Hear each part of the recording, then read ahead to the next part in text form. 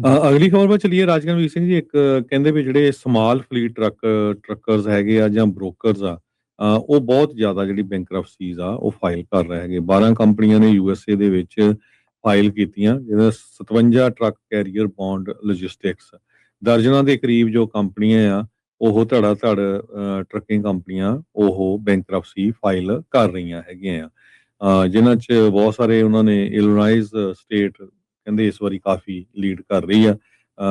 ਆਲ bound carrier, all star trailer sale, DAR carrier, freight Sharps incorporation, Honey ਵੀ freight group, KL trucking, MLG freight, Riviera one logistic, Timex freight incorporation, ਇਹ ਸਾਰੀਆਂ Chicago Illinois ਦੀਆਂ ਕੰਪਨੀਆਂ ਤੇ ਇੱਕ G sand LLC, ਇਹ Texas ਦੀ ਕੰਪਨੀ ਹੈ ਨਾ। ਸਾਰਿਆਂ ਨੇ ਜੋ ਆ ਚੈਪਟਰ 11 ਫਾਈਲ ਕਰ ਦਿੱਤਾ ਹੈਗਾ ਆ।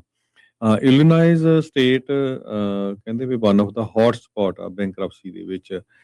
ਇਸ ਤੋਂ ਪਹਿਲਾਂ ਵੀ ਸਟਰੋਨ logistic, freight Sharps, MLG freight, Riviera on point logistic, Timex freight, all bound carrier, DAR carrier, ਇਹ ਸਾਰੇ ਜਿਹੜੇ ਬੈਂਕਰਪਸੀਜ਼ ਫਾਈਲ ਕਰ ਰਹੇ ਹੈਗੇ ਆ। ਕਹਿੰਦੇ ਵੀ 1 ਤੋਂ ਲੈ ਕੇ 50 ਤੱਕ ਜਿਹੜੇ ਟਰੱਕਰਸ ਆ, ਉਹ ਜਿਨ੍ਹਾਂ ਦੇ ਕੋਲ ਟਰੱਕ ਆ, ਉਹ ਜ਼ਿਆਦਾ ਕੰਪਨੀਆਂ ਬੈਂਕਰਪਸੀ ਫਾਈਲ ਕਰ ਰਹੀਆਂ ਹੈਗੀਆਂ। ਮੈਜੋਰਟੀ ਆਫ ਦਾ ਜਿਹੜੀਆਂ ਫਾਈਲਿੰਗ ਉਹ ਚੈਪਟਰ 7 ਆ।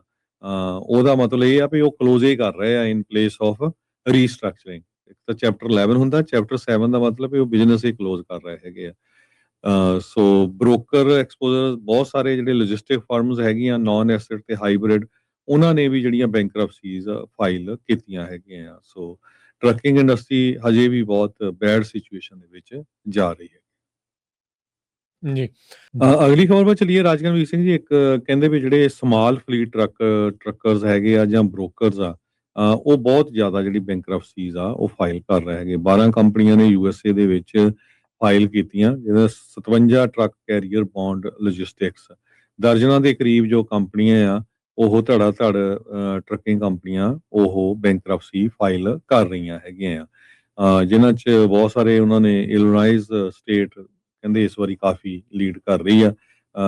All bound carrier, all star trailer sale, DAR carrier, freight Sharps incorporation, Honey ਵੀ freight group, KL trucking, MLG freight, Riviera one logistic, Timex freight incorporation, ਇਹ ਸਾਰੀਆਂ Chicago Illinois ਦੀਆਂ ਕੰਪਨੀਆਂ ਤੇ ਇੱਕ ਜੀ ਸੈਂਡ ਐਲਐਲਸੀ, ਇਹ Texas ਦੀ ਕੰਪਨੀ ਹੈ ਨਾ। ਸਾਰਿਆਂ ਨੇ ਜੋ ਆ ਚੈਪਟਰ 11 ਫਾਈਲ ਕਰ ਦਿੱਤਾ ਹੈਗਾ ਆ। ਇਲੀਨਾਇਸ ਸਟੇਟ ਕਹਿੰਦੇ ਵੀ one of the hot spot ਆ ਬੈਂਕਰਪਸੀ ਦੇ ਵਿੱਚ। ਇਸ ਤੋਂ ਪਹਿਲਾਂ ਵੀ ਸਟਰੋਨ logistic, freight Sharps, MLG freight, Riviera on point logistic, Timex freight, all bound carrier, DAR carrier, ਇਹ ਸਾਰੇ ਜਿਹੜੇ ਬੈਂਕਰਪਸੀਜ਼ ਫਾਈਲ ਕਰ ਰਹੇ ਹੈਗੇ ਆ।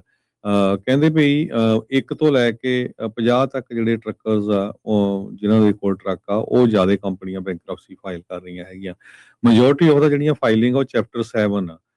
ਉਹਦਾ ਮਤਲਬ ਇਹ ਆ ਵੀ ਉਹ ਕਲੋਜ਼ ਹੀ ਕਰ ਰਹੇ ਆ ਇਨ ਪਲੇਸ ਆਫ ਰੀਸਟਰਕਚਰਿੰਗ। ਇੱਕ ਤਾਂ ਚੈਪਟਰ 11 ਹੁੰਦਾ, ਚੈਪਟਰ 7 ਦਾ ਮਤਲਬ ਵੀ ਉਹ ਬਿਜ਼ਨਸ ਹੀ ਕਲੋਜ਼ ਕਰ ਰਹੇ ਹੈਗੇ ਆ। ਸੋ ਬ੍ਰੋਕਰ ਐਕਸਪੋਜ਼ਰ ਬਹੁਤ ਸਾਰੇ ਜਿਹੜੇ ਲੌਜਿਸਟਿਕ ਫਰਮਸ ਹੈਗੀਆਂ ਨਾਨ ਐਸੈਟ ਤੇ ਹਾਈਬ੍ਰਿਡ, ਉਹਨਾਂ ਨੇ ਵੀ ਜਿਹੜੀਆਂ ਬੈਂਕਰਪਸੀਜ਼ ਫਾਈਲ ਕੀਤੀਆਂ ਹੈਗੀਆਂ ਆ। ਸੋ ਟਰੱਕਿੰਗ ਇੰਡਸਟਰੀ ਹਜੇ ਵੀ ਬਹੁਤ ਬੈਡ ਸਿਚੁਏਸ਼ਨ ਦੇ ਵਿੱਚ ਜਾ ਰਹੀ ਹੈ। ਜੀ।